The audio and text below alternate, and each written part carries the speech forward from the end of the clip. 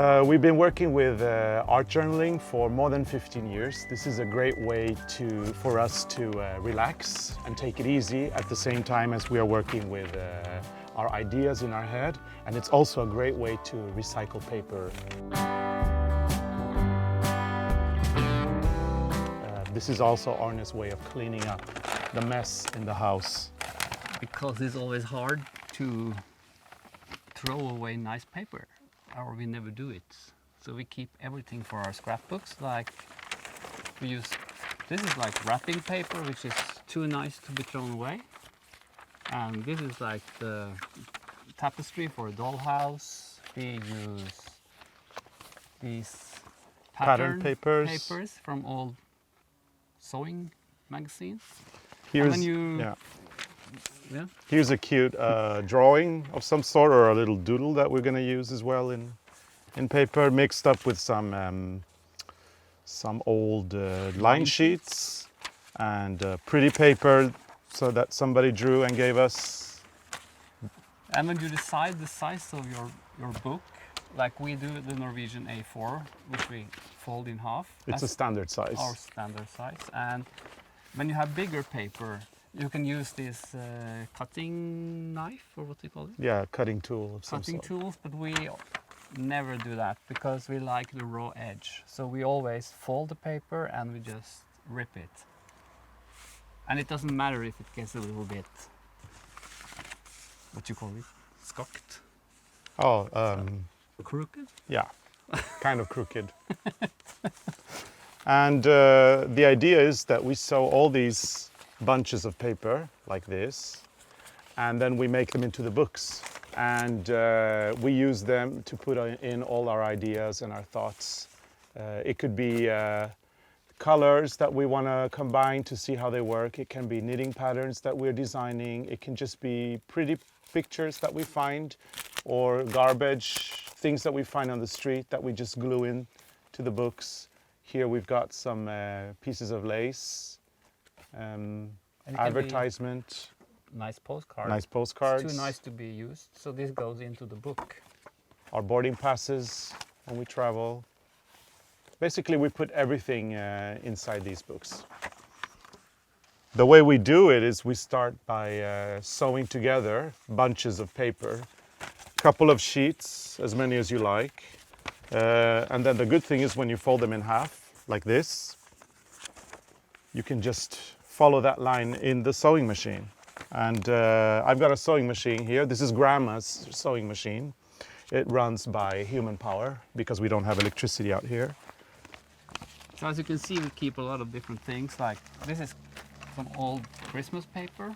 And you actually, in Norway, we can't recycle the Christmas paper. So it's nice for your books. Another gift paper. This is some wrapping paper from Japan. Very nice. And we also use this old, what do you call that in English? Invoice or a bill? Invoice or bill. There's no amount on this one, so. But if you don't want to pay it, you can put it in the book, or after you paid it, you put it in your book. I think better after you pay it. Better after. And what more can you use? Oh yeah, this is some handmade paper with some. Is it the Japanese one? I don't know. It's nice. This is from when I went to fashion school. This is from Arts and Crafts magazine. This is actually for when you iron this on white, and then you get the pattern and you make embroidery on top. But we never do that, so it's better in the book. And this page is from a magazine. It was the red page. It's a nice red page. It's not so nice on the other side, but here you can glue things. But you get 2 red pages. In your book, there's also this magazine which you don't have a lot of paper in your stash. You can always buy the Flow magazine. This is very good. And in this magazine there is always something you can use in your book. Like in this number there was this wrapping paper. Oh, that's great. We Great should just stuff. fold it and use it in your book. This is beautiful. This we can use now. Okay, perfect. Just give it to me and I will sew it for you. Yeah. There we go. That's too much of everything. And we also did some design for paper. So if you go to our website, you can find the link. So if you don't have a lot of paper, you can actually get some of the papers that we designed. So Just tear it up.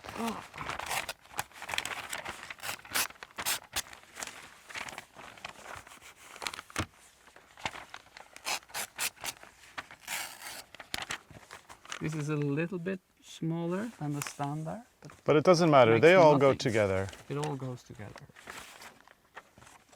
So just a little bit smaller. That's not. Give me a few more.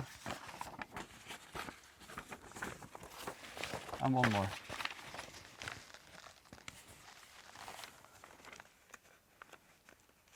This one. Perfect. This is going to make a beautiful page in a new diary. And then when you have sewn all your paper and you made the diary, you get a book like this. Then it's time to fill it with all your stuff.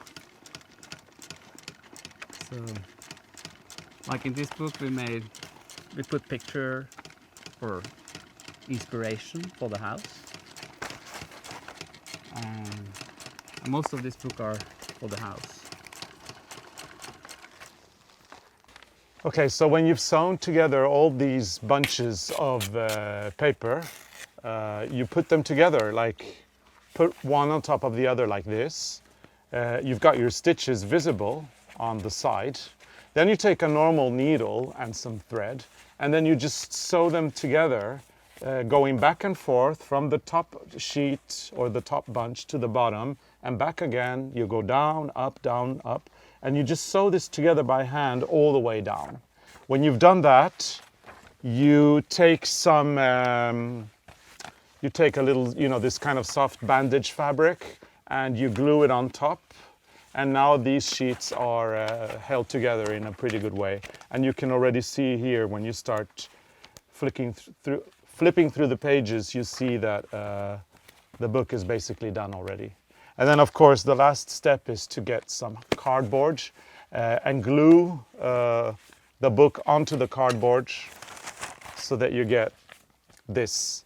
Find a nice fabric or recycle whatever you have. I mean, we've even done some books that have rice bags on them. We've got a pretty one here with embroidery, which is, first we made the cover and then we added the embroidery on top. There is all kinds. Here's another one, which is embroidered. And this one here has got some really nice embroidered fabric with beads. So these are really great. And then after you make them, you just use them to put all your special ideas. Since it's art journaling, it's kind of like a diary, so we write a lot of stuff that maybe people shouldn't read, secret stuff. But we also have ideas for colors, postcards, people who send us Christmas cards, they go in the books. Photographs that we take on our journeys. There is some of the sheets are so nice when we sew the books that we actually just leave them open. Recipes, more photographs, more beautiful sheets. Sometimes we even add tape. If we find a nice piece of paper that we forgot to bind in, we'll just tape it on. You've got pictures of the house, ideas for knitting, more beautiful pages that we don't want to use, but just keep as decoration. So yeah, it's a diary of everything and anything that is on your mind. Here's a boarding pass from a trip we did to Paris a few years ago. If you're more organized, you can probably make a book for one special thing, like have a diary or a garden book. Or these are fun. This is an old coaster and a little paper kind of lace decoration, probably from a restaurant somewhere. that's from Paris. From Paris, yes. some design ideas that we've sketched on, and a lot of words. So yeah, basically you can use them for anything you want. There's no limit. The sky's the limit. Here's some more knitting ideas, more sketches. Yeah, keep your diary, make it colorful, make it fun. That's what art journaling is all about.